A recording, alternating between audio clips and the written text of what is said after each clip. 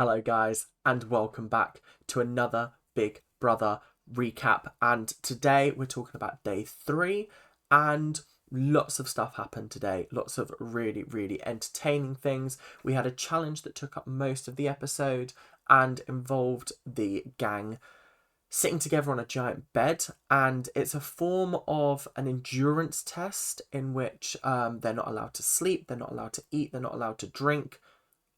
I think they're allowed to have some water, but they're not allowed to go to the toilet either. They must stay on the bed the entire time, and for the most part, it was very entertaining to watch. Some of them were a lot more competitive than others, and some of them just couldn't be bothered, let's say. This is Big Brother. Housemates, the key to living harmoniously in my house is to know each other inside out. And in today's case, top and tail. The prize, I don't think was worth it, personally. I think I'd rather just go about my day.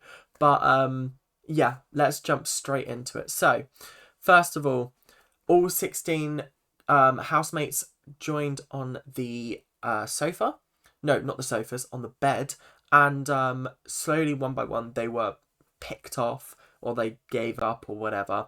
Henry went straight away. He went, I can't be bothered to do this. But later on, when he found out that there were temptations, he was like, oh, maybe I should have waited a little bit. Would I have stayed, having known now that you could win something along the way?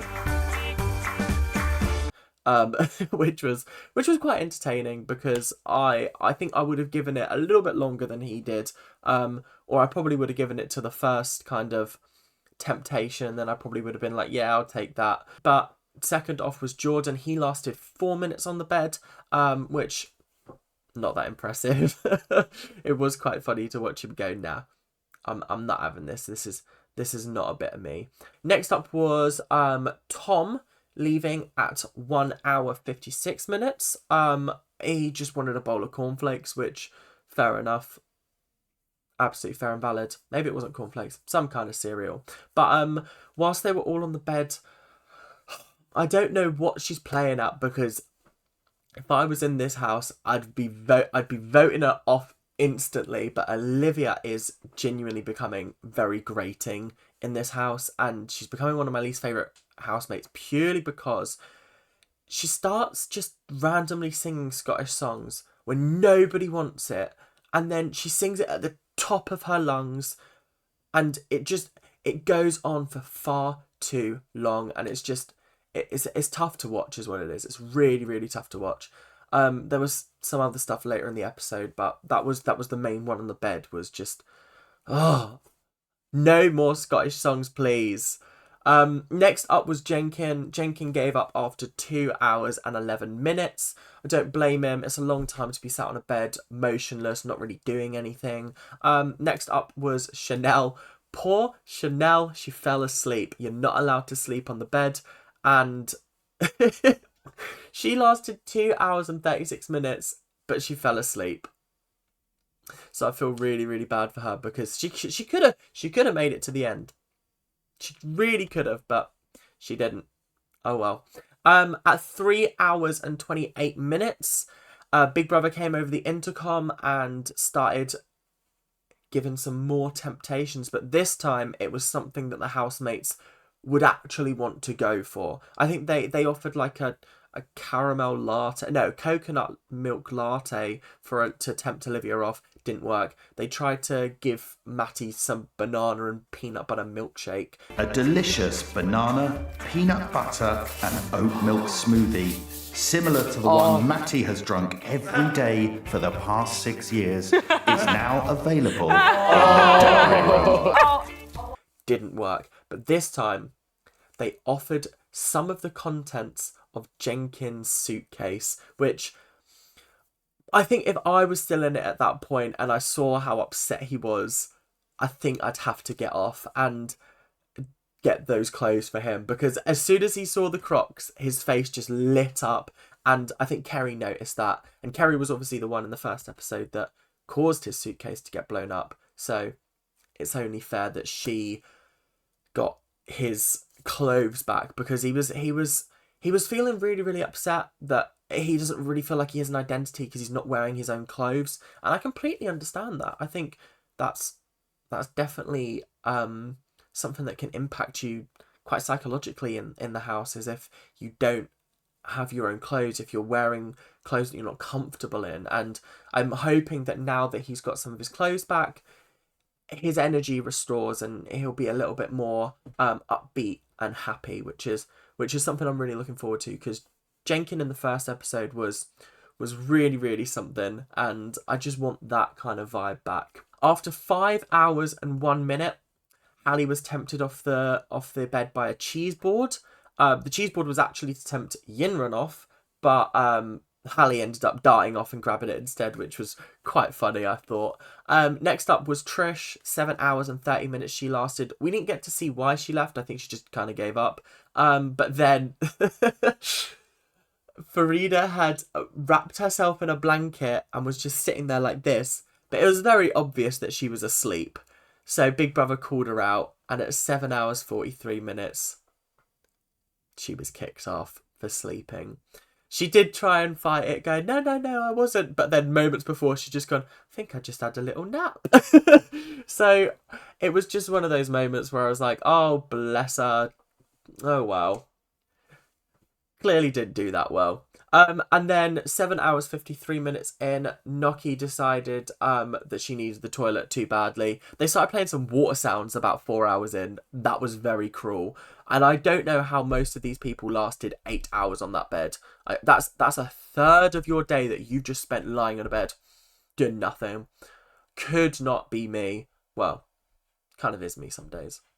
Anyway, but the competition ended with Yinrun, Matty, Paul, Dylan, Zach and Olivia still on the bed, and Big Brother told them that only 4 of them can get the prize. So the easiest way to decide was to play rock, paper, scissors, and unfortunately Olivia and Yinrun lost out on that, and the other 4 got a big cocktail party, and the cocktail party was not worth 8 hours on a bed, I'll be honest. I think I could have just made some better cocktails in the house. I don't know what the cocktails were, to be honest. They looked nice, but it was just a really weird vibe, because you've got like just very different people, not very comfortable with each other completely yet, and then they start playing, I think it was Dua Lipa, and Matty just starts going wild with the dance moves, and I was just sitting there. I think at one point I was like this, because I was genuinely cringing so much. Like I've never felt cringe like it. It was unmatchable cringe, because the others are kind of just doing like a bop, and then there's Matty going like, and it was just it was so unbelievably awkward. For me as a viewer, probably not for them. But then later on, we saw that they had some really nice discussions. Matty opened up about his sexuality and sort of the rights of gay people, and the others told some stories. I can't really remember anything from any of them, because you've got Dylan, who seems really nice, and then you've got Paul and Zach, who are like.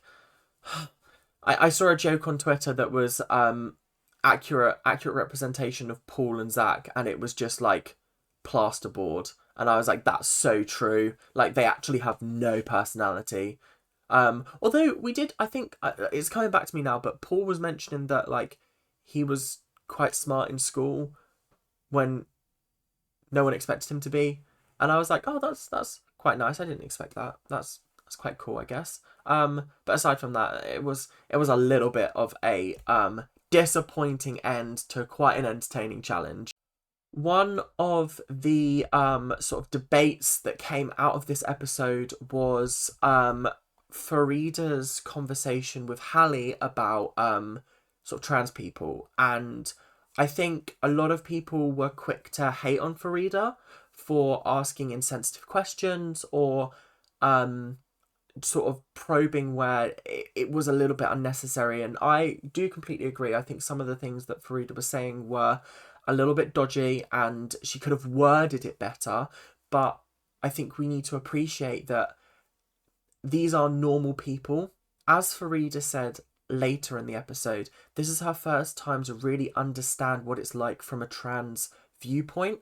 And I think she's just trying to understand and educate herself, because she knows that it's obviously a very big debate at the moment. Shouldn't be, but it is a very big debate at the moment. And she's making sure that she's on the right side of it, which is commendable, I think. And I think Hallie did a fantastic job of fielding those questions, because I know some people might not have had the patience with her, but I think that's what makes this situation so much more interesting, is because, as Frida said, it is a social experiment.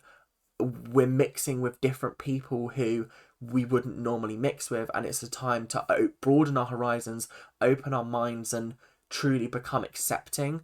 And I'm really happy that that's happening, and that no one is really sort of treated Hallie differently, because that could have been a problem. And I'm really, really grateful that sort of Farida was asking those questions, not in the way she was asking them, because some of them were a little bit dodgy, but I think it was just so that she could wrap her head around it. Because I'll admit, some people of her generation, they don't get it, they don't understand, because it's not necessarily something that they grew up with, whereas our generation, like Hallie's only 3 years younger than me, we understand it a lot better, because it's going on around us and we're in the thick of it. So yeah, it was an interesting conversation. I don't think Farida was necessarily in the wrong completely for wanting to ask those questions, but I think she just put her foot in it sometimes with how she worded the questions, is my best viewpoint on that situation. I just want to talk about Olivia's outburst in the kitchen. Oh, sorry. Sorry, I might keep in your way. I will be very quick. Oh, sorry. It's okay. No. Really? Why? Don't want none of that. No. You can have it. Eat the pasta. I did. Why are you stuffed? Because it's just annoying. She's being nice. It's not a go at you. You say sorry for everything. You don't need to. I know, yeah. Like, you don't apologise for doing anything or being you. Why are you apologising? Yinran she's one of these people that apologizes for everything. I'm an apologizer. I do it all the time. I could walk past you, accidentally bump you, sorry. I could just be in your way, sorry. I could just exist and I'd say sorry, just because it's a natural reflex. It's something that a lot of British people do, especially English people, especially down south. So like it's just not an issue to me, and I don't think it's an issue to anybody else in the house. But Olivia had a go at her. I thought it was a bit unnecessary personally, because she didn't deserve that treatment. And even Dylan started sticking up for Yinran, and Olivia was like, why are you making this into a big drama? And when I tell you, I looked at the screen and I went, is she being serious? Is she actually deadly serious? Because if she is, that's a problem. Because clearly she's delusional. Like that. Oh, it was a difficult moment in the episode to watch, purely because it just made Olivia so unlikable in that moment, because Yinran has been sort of such a saint so far, and she's so lovely, so funny, but clearly Olivia doesn't see that. Well, it wouldn't be an episode of Big Brother if it wasn't for the controversy surrounding another food item. So last episode, we had Salmon Gate, when Farida took a little bit of Olivia's salmon, and Olivia was like, don't touch my fucking fish. And this episode, Farida just wants a pot noodle. But other people in the house have taken the pot noodles before she could get one. And so she's upset because obviously they're for the house, but she feels like she hasn't got one. And so I can understand why she's upset, but I also understand why the other people have are why is this a problem? Because it's our food as well. However, I do have the problem with Henry taking one and not eating it and saving it for later, because essentially that's not okay, because Farida might have wanted one then and you've already taken it because you want it for later. And I don't know, I didn't agree with that, and I didn't think it was productive for like the house mentality. But later on we saw Henry and Jordan trying a pot noodle for the first time, and I will say pot noodles are not fun to eat. They are like I ate them first year of my uni, so that was 3 years ago now, and I'm convinced one of them made me very ill. It didn't, but that's what I tell myself. And I think that was the last time I had a pot noodle, because I was just they're just I'd rather cook something. Do you know what I mean? I'd rather spend the time cooking to eat something I'm actually going to enjoy. But Henry tried it. What did he describe it as? He said that it tastes like a no, it smells like a dormitory, and that made me chuckle. And obviously he's a food critic, and Kerry was sort of quizzing him on whether he's been back or not. And then all of a sudden, Jordan just starts squirting mayo into his pot noodle. What, you having mayo over there? In your noodles? You're having mayo in your noodles? I love Hellman's mayonnaise. Is it curdling? Ooh. Oh my god! Oh my god. Please show me, please. It is curdling.